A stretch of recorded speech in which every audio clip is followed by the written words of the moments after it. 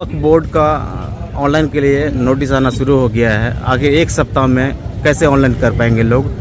जो छूट जाएंगे उसका क्या होगा? जो छूट जाएगा तो ये तो भाई चाहिए रही है बीजेपी सरकार, जो एनडीए सरकार चाह ही रहा कि वक्फ की जो संपत्ति है, लाखों एकड़ संपत्ति जो है उसको हड़पना चाह रही है। उसी के लिए वक्फ संशोधन कानून लाया गया और उस कानून में अब लोग सुप्रीम कोर्ट तक गए, पार्टी भी छोड़े, लड़ाई लड़े, 7 दिन तक खड़ा रहा मास्टर मुजाहिद।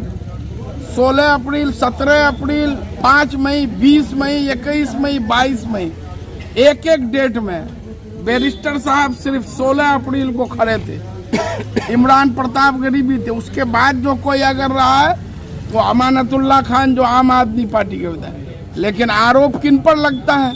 ये लोग यहाँ चुनाव लड़ने आए थे तो अवैसी साहब को अपना नहीं हिसाब देना चाहिए। 5 साल पहले वो जो जनता से वोट लेके गए, railway station, Owaisi hospital, degree college, AMU को फंड, सुरजापुरी मुस्लिम को सेंट्रल गवर्नमेंट में ओबीसी, लेकिन वो वोट भी लिए और 3.5 साल तक ये लोग खेला किए। ये उसको गद्दार, वो उसको गद्दार, वो उसको बेईमान, वो उसको आरएसएस का एजेंट कहा और आखिर में क्या हुआ? सब पाप धुल गया। तो इन लोगों की तो कहानी, अब इन लोगों का पाप का घड़ा फूट गया है। अब जनता सब समझ रही है। इस बार जो बिहार में जो हुआ, अभी जो इतना जो प्रचंड बहुमत मिला एनडीए को, भाजपा को, तो इन्हीं का देन है। तो आप समझ रहा, धीरे धीरे जब सब लूट जाता है तो आदमी को समझ में आता है। तो उसमें तो वक्फ संशोधन कानून में ही है कि उम्मीद एक पोर्टल है central government minority welfare department का, तो उसमें डेडलाइन है कि 5 दिसंबर तक जो भी वक्फ की संपत्ति है उसको आपको उसमें अपलोड करना है। अपलोड आप नहीं कीजिएगा तो वो वक्फ की संपत्ति नहीं मानी जाएगी, वो सरकार ले लेगी। तो वक्फ बाय यूजर्स में तो कहीं भी उसका न डीड है न कुछ है। वक्फ बाय यूजर्स वैसी संपत्ति जो इस्तेमाल में एज ए वक्फ प्रॉपर्टी है, लेकिन उसका कोई डीड नहीं है। आज से 1000 साल, 500 साल पहले कोई रजिस्ट्री ऑफिस नहीं न था कि रजिस्ट्री ऑफिस में जो है डीड रजिस्टर्ड होता था। उस वक्त मुंह से बोल दिए तो जो है वही कानून हो जाता था कि हो गया भाई। हम लोग जब छोटे छोटे थे, पढ़ते थे, तो गांव में सुनते थे कि बोले गोलदार मुखिया छिल बिशनपुर बीरपुर पंचायत जी, तो वो लट्ठी लेके चलते थे। तो पंचायती में कोई लिखा पढ़ी नहीं, बोले वही लाठी दे डार फाड़े तो हिल की, बोले कि उधर वहाँ उधर, वो उसी पर सब चलता था। तो ये तो वो लोग चाह ही रहे हैं, तो इस पर बोलेगा कौन? आज जो है वक्फ पर 232 लोग उसके खिलाफ वोट दिए कि ये बिल पास नहीं, और 20 एमपी रहता तो ये कानून नहीं बनता। लेकिन एक आदमी बार बार सीए में गुमराह किया, बोले फाड़ दिए। तो भाई कौन चीज फाड़ दिए? कोई चीज फाड़ने से खत्म हो जाएगा? आपका कोई चिट्ठी है उसको आप फाड़ दीजिएगा तो उसका मतलब मीनिंग खत्म हो गया, वैल्यू खत्म थोड़े हो जाता। वैसे ही वक्त में किया, बोले फाड़ दिए। तो भाई आपको तो देखना है कि ये कानून क्यों आ रहा है। कानून लाने वाले को सत्ता से हटाना है, उस पर काम करना है कि बोले बिल फाड़े दिले।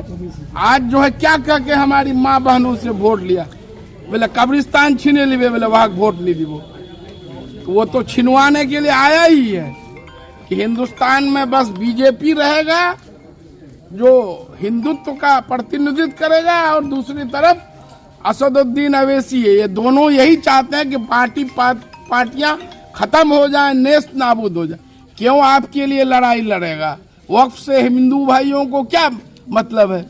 232 में 24 मुसलमान एमपी, 208 हिंदू भाई जो खड़े रहे, तो इसलिए कि भाई वो संविधान पर विश्वास करते हैं, कॉन्स्टिट्यूशन पर विश्वास करते हैं। और जब लोग वो जो है इस संविधान पर चल के आपका साथ देके अपने ही लुटिया गर्क कर देंगे, तो फिर कल क्यों आपके लिए कोई खड़ा रहेगा? ये सोचने की बात है। हमारे आपके घर में, समाज में, मोहल्ले में जो बातें होती हैं, तो गिव एंड टेक दोनों तरफ से न होता है। ऐसा थोड़े होता है कि खाली हम ही अपना दिल दिखाएं, आप जो है छुरा मारते रहिए, ऐसा नहीं होता है। इसलिए लोगों को सोचना चाहिए, सभी लोगों को। और बात ये होती है, आज समाज में क्या है, अच्छे लोग वो मुंह में ताला लगा लेते हैं। तो भाई डेमोक्रेसी में क्या है, मुंह चलना चाहिए ना, मुंह से बोलना चाहिए।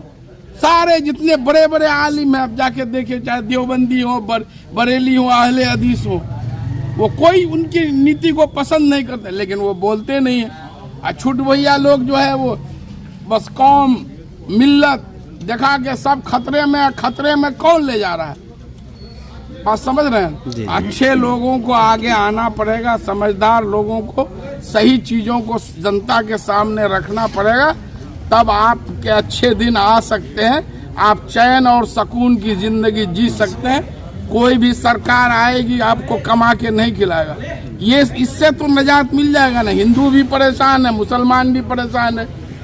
जिस देश का प्रधानमंत्री मोदी जी है, 20 राज्यों में हिंदू मुख्यमंत्री है, एगो एक्सेप्ट जो है जम्मू कश्मीर के।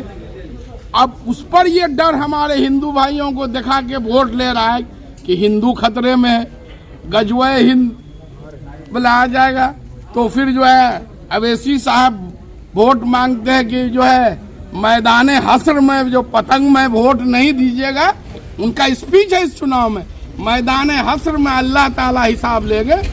मैं किसी भी आलिम मुफ्ती से ये सवाल पूछता हूँ कि आप लोग फतवा दीजिए कि जो है अगर पतंग को वोट नहीं देंगे तो अल्लाह ताला मैदान हश्र में हिसाब लेंगे। तो सब लोग सलाह, भाई दुनिया कितने दिन का है, सब लोग जो है उसी को देख के जो है जन्नत में चले जाएंगे, सब हिसाब किताब से माफ हो जाएंगे। क्या कर रहे हैं, यही क़यादत मजबूत होता। बैंक चला रहे हैं और सबका जमीन सोना गिरवी रख के ब्याज ले रहे हैं, यही इस्लामी क़यादत है। इसलिए लोग सोचेंगे, समझेंगे, और कोई चीज का भी जो इंतहा बहुत ज्यादा होता है तो फिर उसका डाउनफॉल होना है, ये प्रकृति का नियम है, समझ गए। इसलिए ठीक है, देर है अंधेर नहीं है। जो है सारे जो जितने भी इस देश के सेकुलर हिंदू है, मुस्लिम है, सब लोग मिल करके ऐसी सरकारों को मजा चखाएंगे, ऐसे लोगों को मजा चखाएंगे जो धर्म के आड़ में राजनीति करते हैं।